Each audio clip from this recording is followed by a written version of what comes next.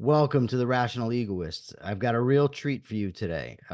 We've got a guest today that's a young man of, I think, what, Jay? You're 24? 23. 23 years old, and he's one of the most motivated, dedicated people you could ever meet. It's an absolute honor to have him on the show. We're going to have him tell us all about himself. Jason Scalora, welcome to the show. Thanks for having me.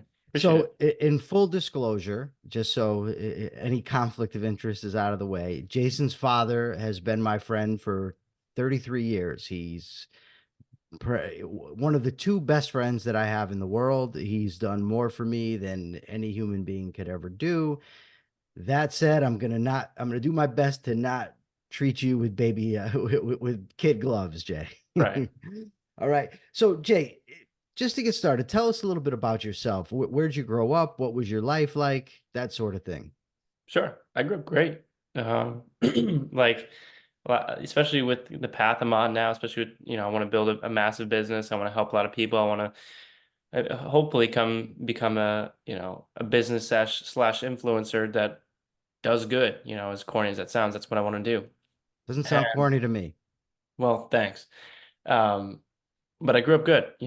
I had two parents that loved me. I didn't have to worry about where my next meal was coming from. I grew up in Weathersfield, Connecticut. Like anyone that grew up there, no one has any sob stories. They do. I'm gonna take that back. There's a lot that do. There's a lot of tragedy that happens. You never know where. Just because you don't grow up in a crappy criminal-ridden neighborhood doesn't mean that you don't have your own miserable life at home. So I won't say that, but I had a good life growing up. Obviously, everything wasn't perfect by any means, but my life was good.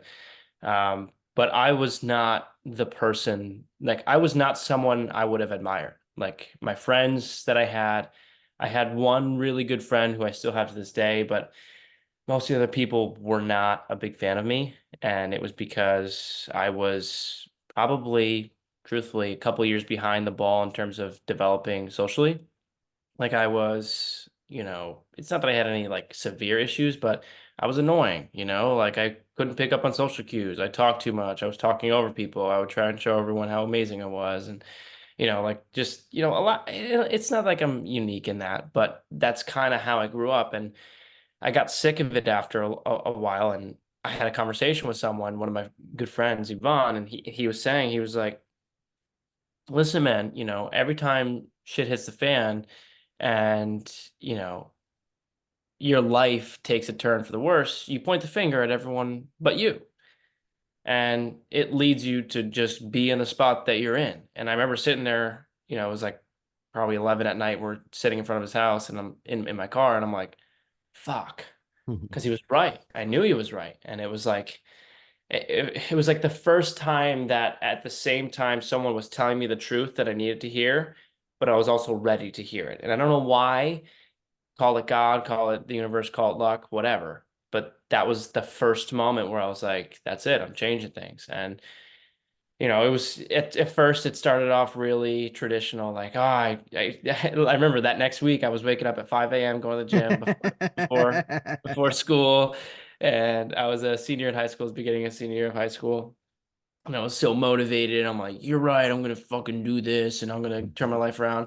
And before that, my room was always a disgusting mess. Like, I never cleaned anything. And I was like, all right, I'm going to get everything clean. I'm going to do my homework on time and I'm going to go to the gym every morning. Like, like a typical 17, 18-year-old. And then after a week, back to square zero. And I was not working out. My room was a mess again. And I was back to square zero. And I did that over and over and over again for probably 2 months, give or take. And I don't remember where I heard it, but I heard a podcast. I was listening to a podcast, a seminar, something. And they were like, the reason why you can't win is because your ego won't let you start small. The reason why you're not winning is because you think that you're too good to start with just making your bed in the morning. You think that you're too good for that. You're above the mess in your room. You're above these small medial tasks that you could do, that you would do, that you're not doing. And so that just hit me because I was like, fuck, that's me. And it's also most people, like New Year's resolution type bullshit. And I was like, all right, fuck it. I'm just going to start making my bed every day. And like, as corny and cliche as that sounds, that's what I did. And to this day, I always make my bed every morning. And that's where I started. And I decided, okay, if I'm going to do this, I'm going to look at this from a 40-year, long journey, marathon, not a sprint perspective. And that's what really helped me start moving things forward with everything in my life, because I wasn't consistent in any realm. Um, I mean, that's probably not true, but I was very inconsistent with most Sure. things. Jay, I you said something a second ago. I want to mm, hold you because I don't want to get too sure, far ahead of me. But you mentioned what I would call a pivot point in your life. Your pivot point is when your friend told you all you do is complain, you're pointing your 100%. fingers, and you said why, you don't know why you were ready at that moment to hear it. And it reminds me of two experiences in my life. When I was, I think, 19, I had a good friend. Her name, she's still a good friend. Her name's Nicole, and we used to talk every night on the phone. When we would come home from being out with our various friends, we weren't really in the same groups. We just were friends who talked on the phone. And she called me and I was hammered, drunk, smoking weed. And she said to me, every night I call you, you're drunk. Like, what are you going to do? And started off with oh, who were you to judge me? You didn't have my experiences. My parents were awful, blah, blah, blah. And she said to me, when are you going to stop blaming your parents for the way you are and turn your light and do something with yourself? And at that moment in my life, I couldn't care less what she was saying. I was like, fuck her. What does she know? I don't know if I actually said that in case she's listening. but no, I just wasn't ready to hear it. I didn't care. It Right. didn't sit with me. It seemed like she just didn't know what she was talking about. Now, Right. fast forward a few years, and I was in prison and I had a cellmate, and I was 21 at the time. This cellmate had been in jail for 20 years. And I remember it kind of like the wave it hit me with, just realizing the magnitude of the fact that every experience that I had ever had in my life, this guy was incarcerated for it. Like all these memories, everything that I had, he was in jail during that. And we were talking one day, and I said to him, Scott was his name. I said, I just don't think I belong in prison. And he looked dead at me and said, Leibowitz, you're exactly where you need to be. And I didn't go right away, but it set with me and it began to take root. And a similar experience, the moment I decided that I was responsible for my life, everything changes. And I struggle with the same thing as you, is that to change a lifetime of habits, right? We have all these cognitive, neural interactions, I mean, going on in our head, cognitive wiring that's going on. I don't know why I don't like the word cognitive there, but wiring inside our brains. And to break that and learn new habits doesn't just happen like that because we want it to happen, right? We actually have to put in work. And it's like lifting weights. You're not going to go in and bench press 300 pounds the first day.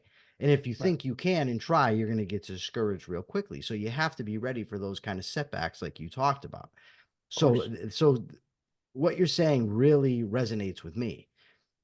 And something else is about the life you had growing up. And it's almost like a paradox, because looking at a life like yours, like you said, you had two good parents, and I know them both, and they obviously love you and have done everything they can to give you advantages and to help you out. But nobody's perfect, right? I Right. don't care who you are. Your parents are going to do some shit that screws you up in some way, right? Yeah. But when people will look at you, and probably when you look at yourself, and maybe you act out, you do this or you do that, and then outsiders or even you on the inside say, "Oh my God, I've got it so perfect. There's no reason for this." When a more empathetic viewpoint would be, everybody has their struggles, no matter Yeah. what. It's not an excuse for bad behavior, Of course. but nevertheless, you have to accept it as part of the overall context that this human being is living in. And I just wonder, how much do you sort of, I don't want to use the word beat yourself up, but kind of be hard on yourself and say to yourself, like, oh, I haven't had to struggle. I haven't had any of these problems. Does that ever occur to you, or has it ever occurred to you in your personal growth? Yeah. I mean, psychologically, it's very different. I'm pretty good at parsing things out of like knowing where my habitual thought patterns come from, whether it's from my mom or my dad or from someone that had strong influence on me, and like whether it's positive or negative, that doesn't really make a difference. So that part's, you know, more so it's its own sort of animal, and I understand like all of it's for me to figure out, but I understand most of it's not my fault, and a lot of it has just been, you know, things that have been put onto me, mindset, beliefs that have been put onto me, habits that have Sure. been put onto me.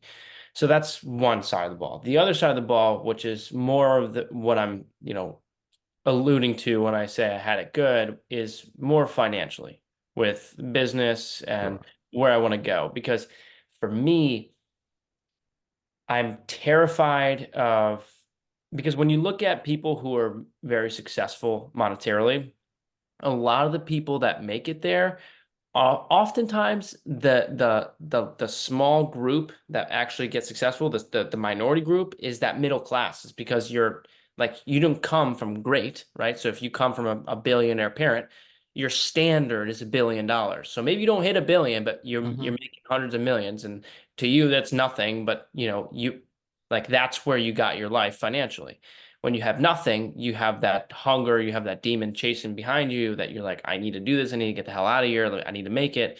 But the middle class is like, it's like that region beta paradox. It's the paradigm of like, you're just comfortable enough. You have just enough of a paycheck, just enough benefits to keep you in this lukewarm state where like, I don't really love it, but like it's good enough. And like, I'll chase my dreams one day, I'll start working out tomorrow, or I'll start my side hustle next month or next year. And you're in that kind of middle spot where like, yeah, it's okay. Everything's are just okay. And I'm so terrified of being in that spot because I could easily just do that right now if I wanted to. I could just go get a job and just have a Sure. paycheck and do that. And so for me, the reason why I don't remember where I really started with this, but the reason why I try and emphasize that like I had things good and then almost dismiss that and get hard on me is because I want to be in a spot where like that none of that shit matters. Like the fact that Hmm. I have my mom's house doesn't matter. Like in this one particular area of like,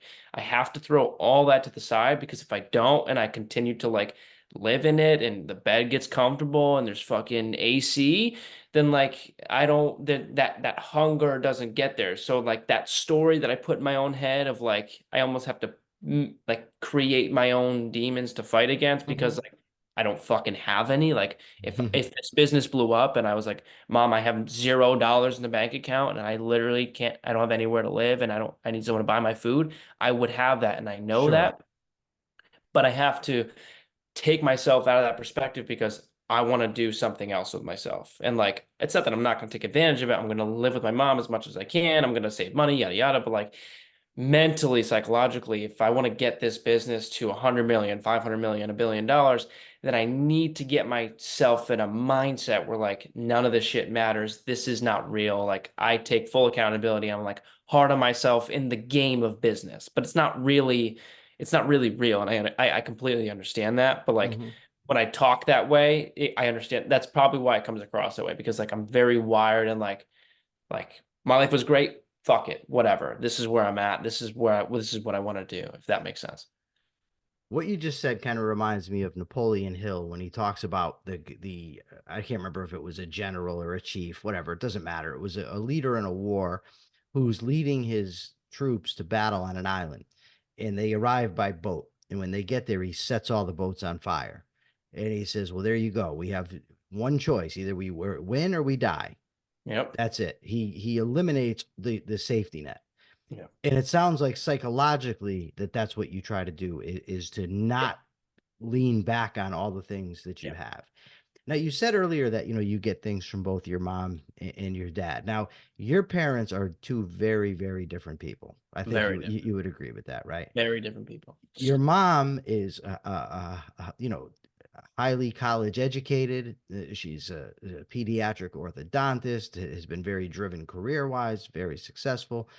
Your dad is more of a blue collar kind of guy, Yeah. but he's the kind of guy that I mean is so helpful and so kind to everybody he ever come. I mean, it's aggravating. I mean, let me just tell you sometimes because he and I got to go somewhere, I know.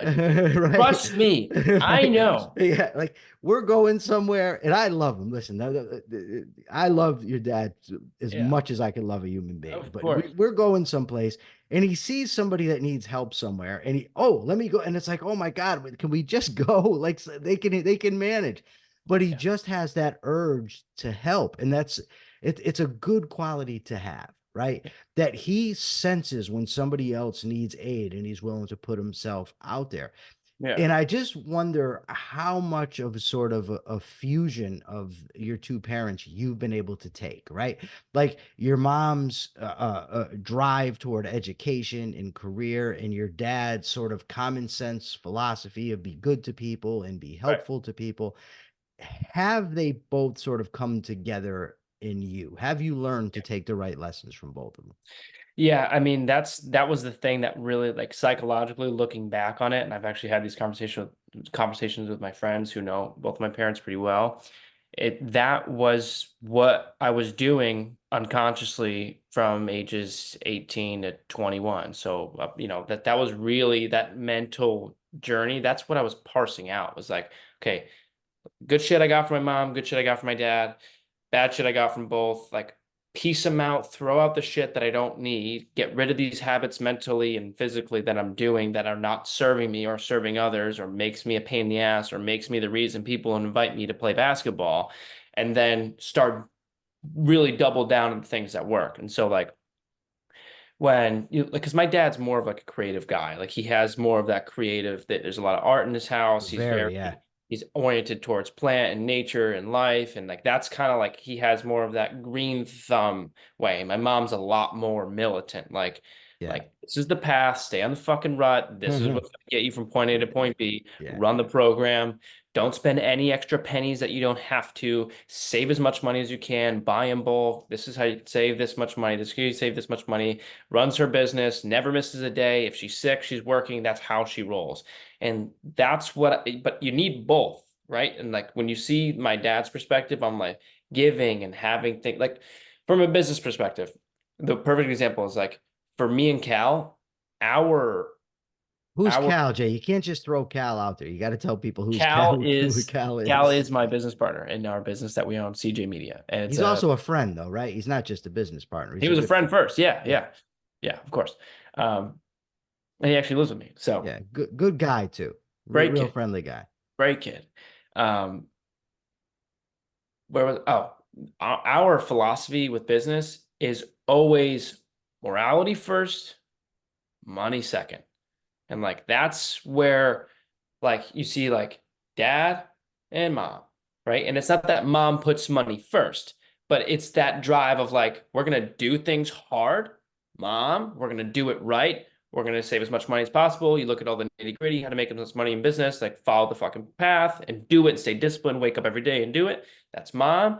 And then you have dad of like, give to others, don't step on people's toes, be kind, open the door for people, smile at them, don't lash out when people are pissing you off, be generous, even if someone else is, and you have both of these perspectives and both of these mindsets, and they cultivate into this beautiful mix that has really helped our business because, like, truth be told, like that has been the thing that, like, those two have really been like it's had a ripple on our business in a great way, because when we interact with people, especially in the videography scene, most videographers don't give a fuck about anyone. It's because there's so many people on the, if you go to a sports event or anything, there's like a million of us there with a camera trying to fight for some time to get in front of the athlete.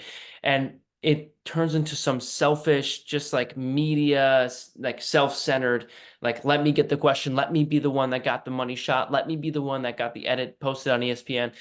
And people lose the people aspect of it. And what people misunderstand about that is that when we go to these schools, when we go to these high schools and colleges, and we shake hands with people, and they're like, this person's not trying to sell me on anything. Like, they're here to help, they're here to do good. They held the door open for those parents that I know they've never met, because the parents looked at me like, wow, this kid's so nice. No videographer has ever done that. We're on the sidelines helping the other videographers who are our competition. We're helping them learn, like, do this. If you want to buy this, you can go ahead and do that. And like, it's such a barrier breaker that people are like dying to give us their money because no one else is doing that.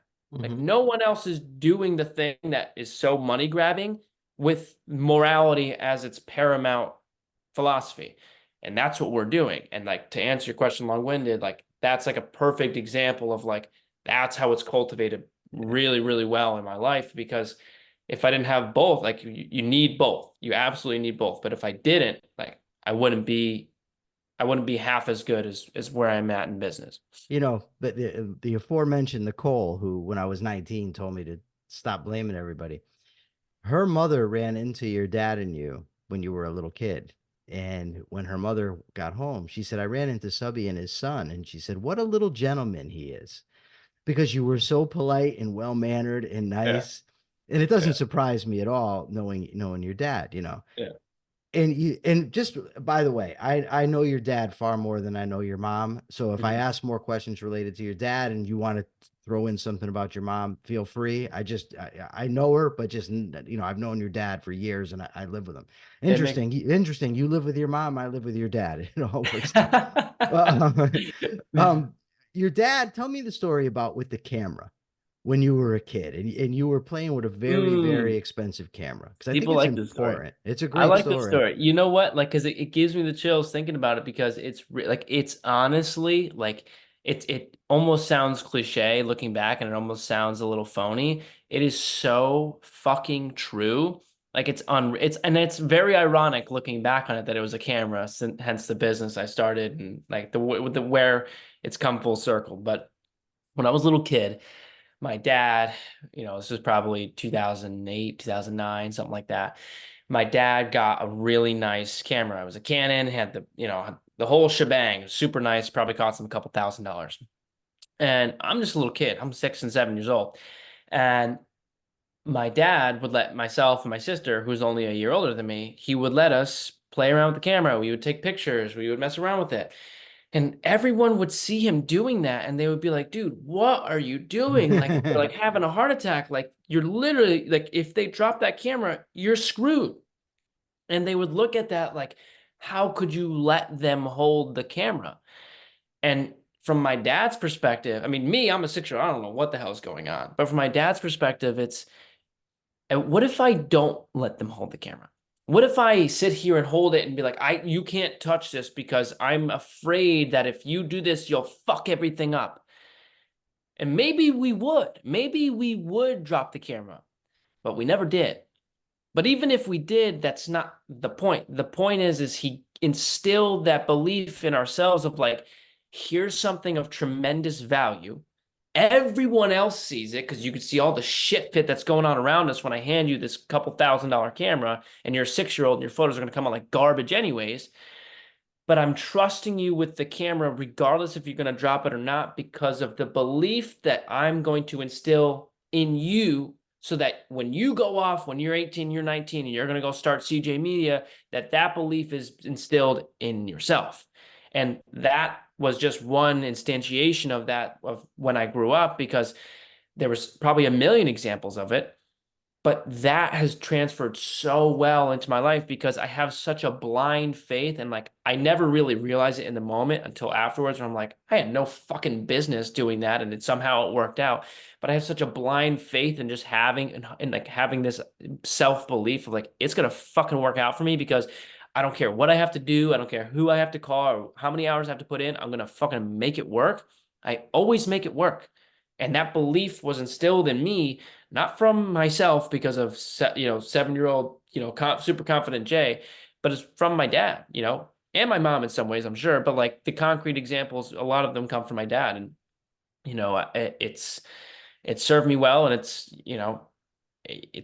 hopefully it's going to end up serving the world really well. And I truly believe that those kind of moments, they can't be written off, they can't be underestimated, because No way. from my perspective, like it's been everything. Like when I started my TikTok page and I thought, like, because everyone has those self-limiting beliefs, whatever, oh, it's not gonna work out for me. Why me? It's never gonna happen. And I was like, fuck it, I can do it. I can make it happen. That fuck it, I can do it. I can make it happen. That was given to me. That was a gift given to me. And I can't take any responsibility for that belief because that was instilled in me. And for me, like everything that I've grown, everything that I've done, every massive step that I've taken in business or in my personal life, the backbone of that has been that self-belief of like, I don't care what realm I'm in or who I'm with. And like a good example is soccer, like, or golf, for example. Like there's a lot of times where I'm up against these high class Division I athletes, and I have no fucking business being on that field. And I know, like on paper, like I know that I'm not as good, but genuinely in the bottom of my heart, like I'm not lying when I say this. I'm like, if I fucking play well, I could be better than this dude. And there's no fucking chance in Mhm. hell I can be better than that dude. But there's still that thing in me that's like, I'm gonna compete. And if I actually play my cards right here, I can fucking win. And guess what? A lot of times I don't, but a lot of times I do. And that doesn't come from some skill thing or from some I'm so fucking athletic. That comes from a self-belief and just a relentlessness to just do the thing. And so, yeah, it served me well. You know, one day, long before you were born, we were driving, your dad, me, some friends, and there was a car, and I don't remember exactly. You have to ask Subby, but Yeah. there was a car that was stuck. It was in a something in a rut, or I don't remember. And everyone, all of us were like, dude, this isn't happening. Like it's not getting out of that. We got to call somebody. And he's like, no, no, no, no, we can do it. He had the confidence, Hmm. and it got done. And like when you tell me the story about the camera, it's so obvious to me that his thinking is the confidence of my children is worth so much more than the $2,000 that went into this camera. Oh, yeah. You know what I mean? And that's Oh, just yeah. such a strong, like to a 6 year old, you don't process that in words where you say, oh, wow, my dad has confidence in me, or my Nope. dad thinks that my experience is so important that who cares if this camera breaks? It's really not that important. What matters is me. But the message is conveyed. Yeah. You know what I mean? So you end up building the strength and growing and getting confident. And something else your dad did was when you would drive around with him, he would make you listen to motivational Mm, tapes, right? yeah. And I wonder what effect that had on you. Because I can't imagine when you're 13, 14, it's like, I don't want to hear this. Like, I want Yeah. to hear You some rap know, music or something. You know what I mean? it's funny because he brings that up a lot. And at first I was like, yeah, you know what? That's probably what got me into it. I don't think so. Like, I think that it was just like he was getting into it. Like, he liked the Zig Ziglar, he liked the Tony Robbins, he liked David Goggins, the Joe Rogan. And when I was an early teenager, like, it was like nails on a chalkboard. Like, I remember every time we would throw it on in the car, my sister and I would like literally want to chop our heads off because it was so annoying. And he wouldn't let us throw in earbuds or go on our phones. And like he would, force us to listen to it. And like looking back on it, I still think that was a bad move for my dad. I understand the intention. I think he was doing the opposite because I think, from my perspective, the reason I fell in love with it was because of the results it was yielding in my life when I was ready to start getting better. Yeah. And so when you want someone, because I've made the same mistake, like with my perfect example, there's this guy, Alex Hermosi.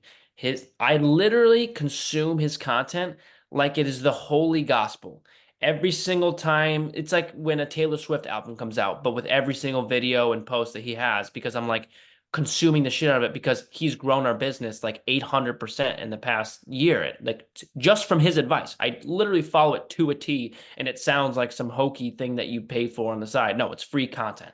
And so for me, when I see that, I'm like, oh shit, everyone should be doing this because it works.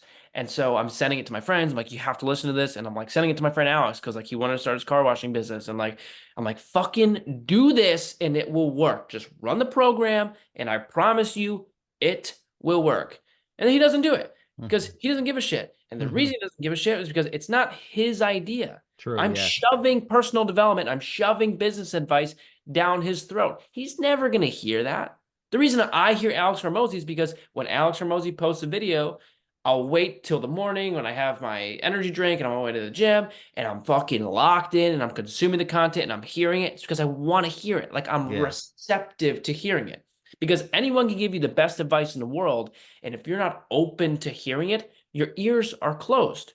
You're never going to hear anything. You didn't ask for the advice. And so for me, I had to get over that hump of like when when you want to help someone and they're closed off and they're not asking for the help, let alone they don't want the help, the only thing you can do is lead by example. There's nothing else you can do. If people don't want to change, nothing's going to happen. Well, And that's so true. when I'm 13 years old in that car and my dad's throwing on Zig Ziglar and it literally sounds like death to me, I think, honestly, it could have been one of the deterrents that pushed me away from it, because I think that would have been constant reinforcement of like, personal development sucks. I'm never going to listen to this shit. I'm never going to listen to this shit. I'm never going to listen to this shit. And then eventually when I was on my own, I was like, all right, I kind of like this. And so as much as like, I would like to say like the cool story somewhere to the camera, like, oh, he put on this personal development and then I grew up and I fell in love because of how much influence it had. I don't think it had anything to do with it. I think All right. it could have deterred me away. Fair enough. But but the same philosophy applies of like, he was trying to help.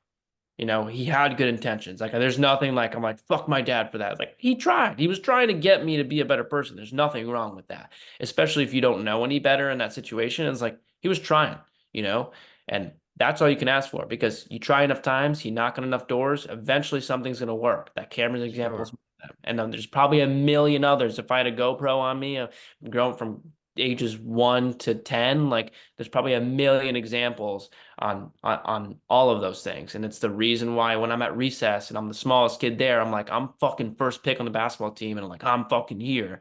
And it has served me very, very well. You know, I can't tell you how many times in my life that's happened where I'll hear something and it's so inspiring to me that I'm just like, everybody else has got to check this out. I do the same thing. And very few people, that just doesn't do it for them. They don't, people like to discover things for themselves. It's just the way we all are. Right. But nonetheless, I still do it today. You got to hear this. Just listen to this. Now, in your life, there was a very pivotal moment or a pivotal event in your life that impacted you strongly.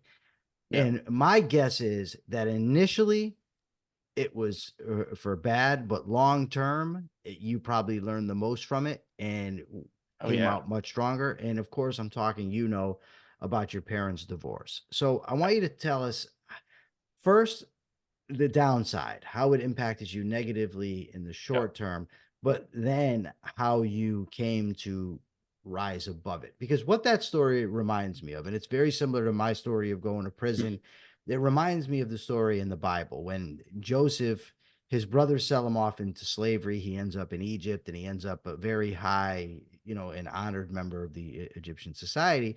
And his brothers come and he tells him, what you meant for evil, God meant for good. Now, I don't believe in God, but what I do believe is that there's bad things that can happen to us that we can flip and use them to grow beyond what we were before, so that in hindsight, we know that it was actually for the best for our own development. Mhm. So with my interrupting and bloviated speech now, you can tell us your own experience. So what was the original question? It's just tell us about how that impacted you short term, what it was like, the struggle, the pain you felt, but then how ultimately you used it to flip that switch and grow to become who you are today and even where you're going. Right. So there's a lot of things in this, and again, I'm not gonna get into the specific details of it. I'll keep No, it you as don't have to. Yeah, philosophy. that's your own private business. Or your parents even. I just want you to talk about the impact on you. Of course, yeah. So I mean, originally, here's the thing: is when shit hit the fan for me, I wasn't ready for it. Like, I wasn't mature enough to handle that sort of situation. Hmm. How old were Like, you? 16, 17? probably 17. I wasn't ready for that situation. But the problem is that situation is what grew me to be ready for something like that situation. So it's like a paradox of like, I would never have been ready for that situation, because you can only be ready for something like that until you grow through something that hard. And like, nothing that hard had ever hit me. And so the way I handled it was not the right way.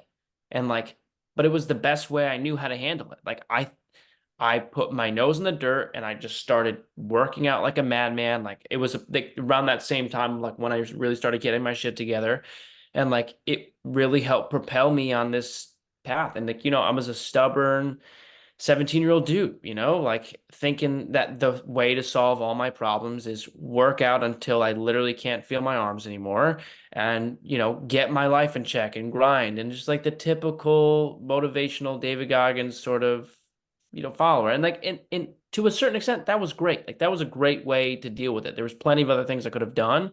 I didn't get down on myself about it. I attacked the problem. And like that philosophy generally helps. But a lot of it was not good. So short term, like my relationships were not great. Like a lot of the areas of my life were not good at all. But there are so many lessons that I was forced to learn over the long term. And there's like one of them is, for example, is like you think at the time I thought I had all the answers. I thought I was like, okay, well, now I have the perspective to really understand, okay, this is what you should do, this is what you shouldn't do. When in reality, it's like people are so fucking complex. Like you have no idea the layers that go into specifically relationships for you to be in a spot where you can be like, this is the bad guy, this is not the bad Right. guy. And to point the finger and be like, this is the person who's at fault here. And in reality, it's like you don't fucking know anything. Yeah. You don't know anything. And all it takes is a couple stories and while you're in a mindset of being receptive for you to be like, oh shit, like this is actually not at all what I thought it was. Like this person's not as bad as I thought they were. This person's not as good as I thought they Right. were. And so for me, the big thing was like,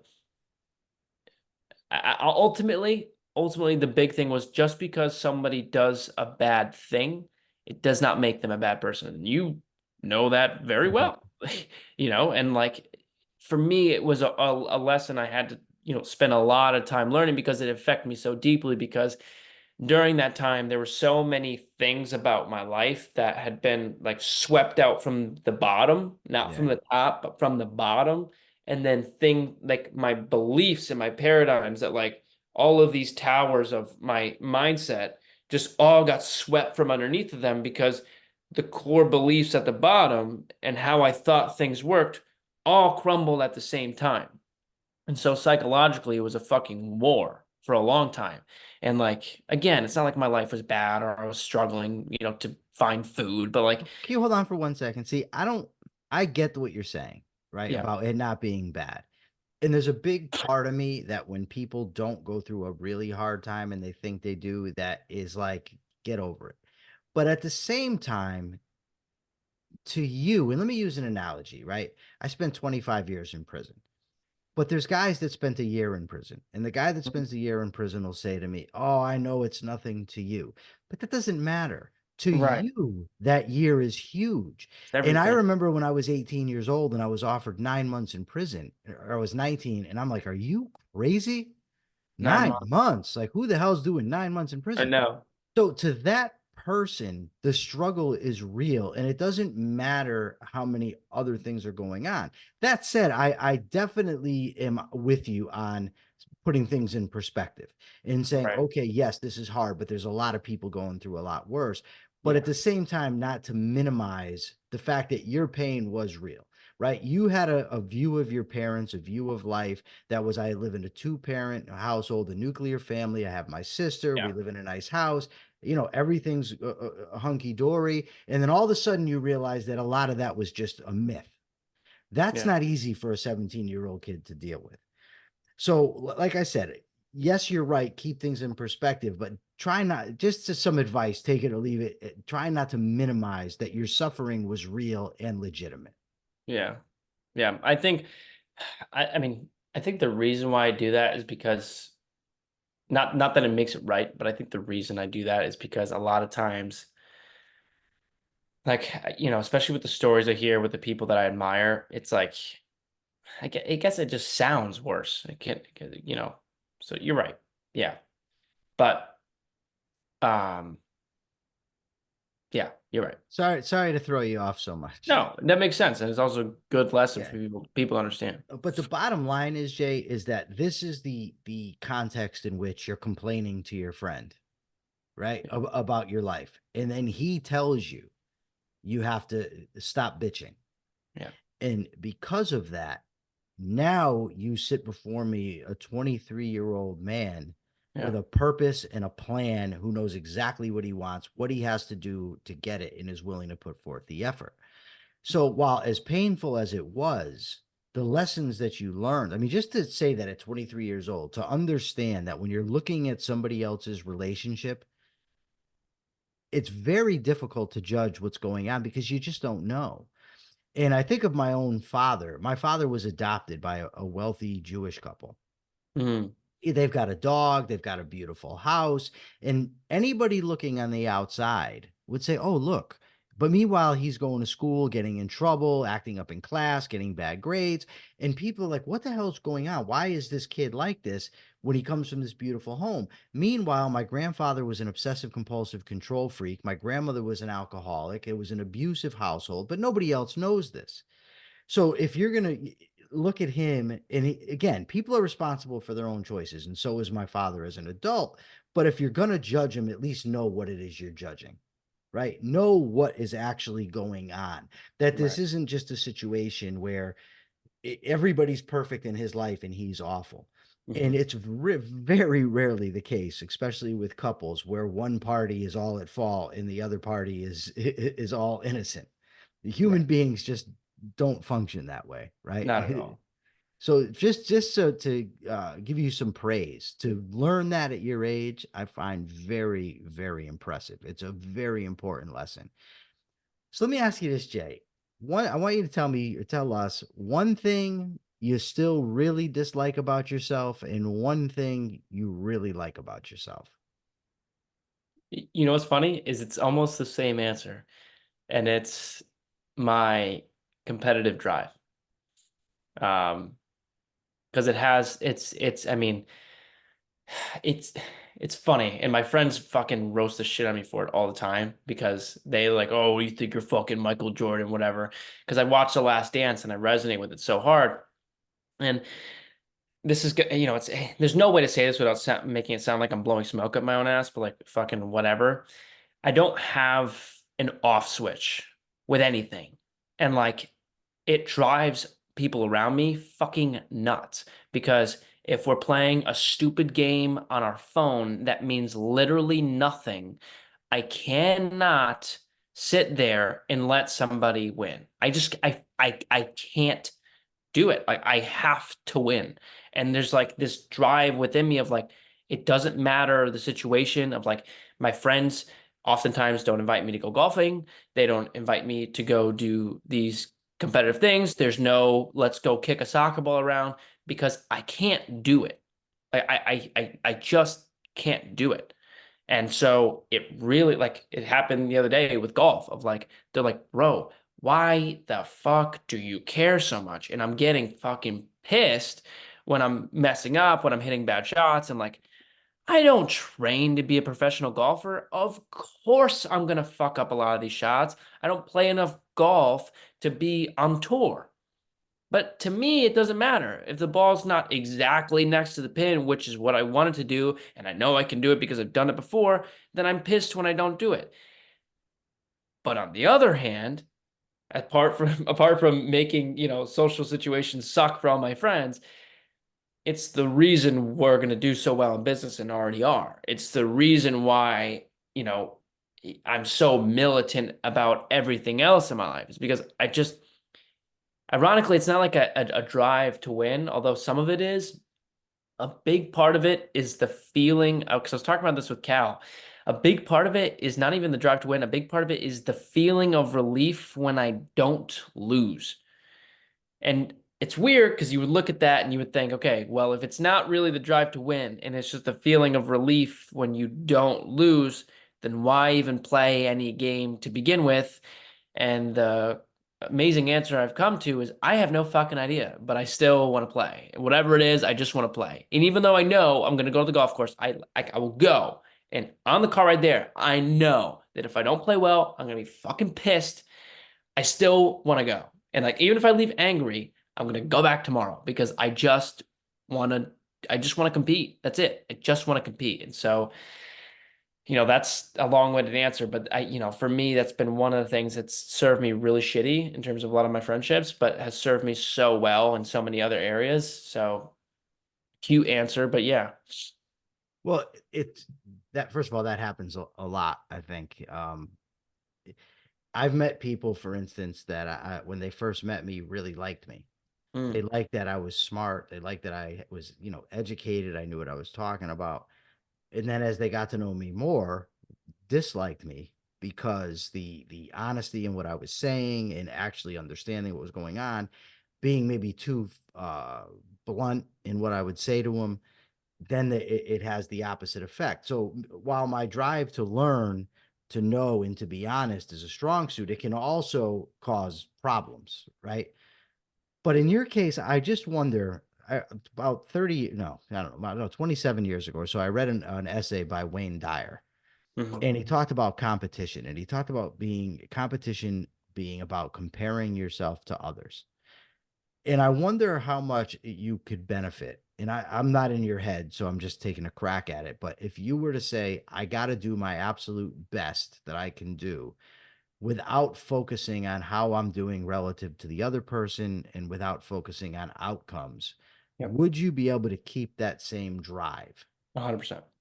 Well, see, that might be a way to go, 100%. right? Well, the thing is like I get pissed when I'm golfing alone. I honestly, I probably get more mad when I'm playing alone than when I'm playing with others. And I've actually talked about this with Cal because Cal's very much of that mindset of like, your reality's neutral. How can we look at this from an outside perspective? Like if he loses, it's not that he's not competitive, but he doesn't get mad. Typically, he's very, peaceful. And so we've had this conversation before, and I gave it some serious thought. And the honest answer is no. Like as easy as it would be to say, okay, if I just stop competing with others, then I'll be fine. It's not. If I play a game alone on my phone, or if I play against some random computer, there's no one else involved, and I'm playing a game of FIFA on my PlayStation, like, or I'm in business alone making a sales call, or I'm doing this. None of it is involved around None of it's revolved around the fact that like there's some business owner out there that's worth $1 billion and I'm only worth X, but it's all around me knowing that here's me and here's where I could be, and there's a dissonance between that, and that dissonance is that pain. And so for me, it's like knowing, like when that's minimized, that's the relief. And so like if I play golf and I shoot even par and I leave, I'm like, fuck yeah. But it's not like happy that I played well. It's like relief that I didn't play that. Uh, but it applies to everything. Um, yeah. Okay, so what does the future hold for Jason Scalora? Who knows? Who knows? Well, I think you know. I I think in think your head you have a plan, you have an idea of where you're going to get, and I'm pretty sure you believe you're going to get it. 100%. I know I will. If I don't die, I will for sure. My main goal has been to retire my parents. And it's not like they have some, hard, terrible life where like they have no money. But to me, it's kind of like the conversation we talked about before of like when I sat back and I was sitting there with Cal when we are starting the business, like, and I was just sitting there alone, like thinking about it, like I grew up really well and they gave me these personality traits. Like you know, as much as it sounds like I'm blowing smoke up my ass, I kind of am. I got gifted with like the perfect culmination to kick ass. I did. You And did. I agree. so, if I have these gifts that I've just been given of no accord to myself, I've just been given these things, it would be a shame to not go and pursue the thing that can maximize that. And for me, that's business, that's philanthropy, that's sharing content, that's creating content, that's trying to influence others in a good way. And I'm going to do that to the maximum capacity. And so right now, I don't know what that looks like. I don't know if that means I'm going to look like Joe Rogan in 10 years. I don't know if that means I'm going to look like Alex Hormozy in 10 years or somewhere in between. But what I do know is, hey, this is what the next couple months look like for me and in the business. And it's a fucking grind because I'm a business owner and I'm a business employee right now. We're only a year in.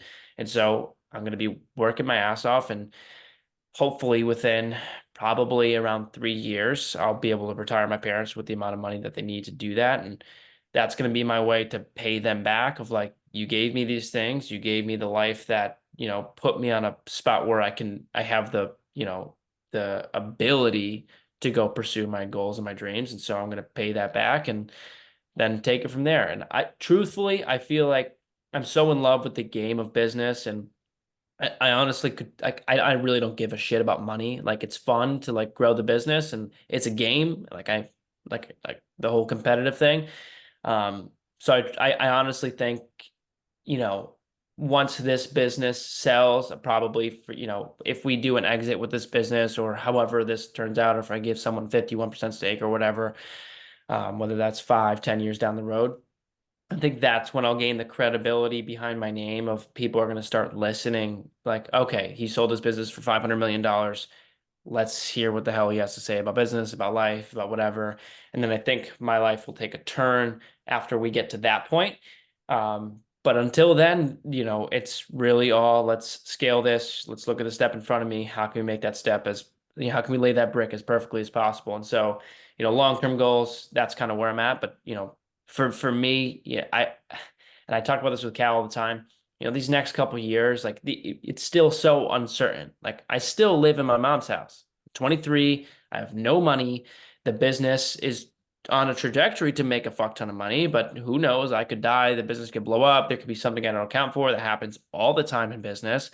So who really knows? And so for me, the thing that I've been really trying to remember and remind myself of on a consistent basis is that these are the fucking days. Like these are the days. And I'm going to look back when it's super easy to grow a business because a million people want to give me their money to start a business because they trust me with it. Or CJ Media has taken off and I'm taking home $1 million a year and it's cutting me a fat paycheck, and like making a sales call isn't so hard anymore because people trust me because my name is worth something or because CJ Media is worth something. And I'm going to look back and these are going to be the days because, that uncertainty is here now. It's here right now. And like, it's slowly going away. And I talk about this Cal all the time. Like a year ago, if you like, and I mean this sincerely, if you had asked me, is this business going to work out? I would tell you no. Like if you were to say, place a bet, life or death, is this business going to work? I would say no.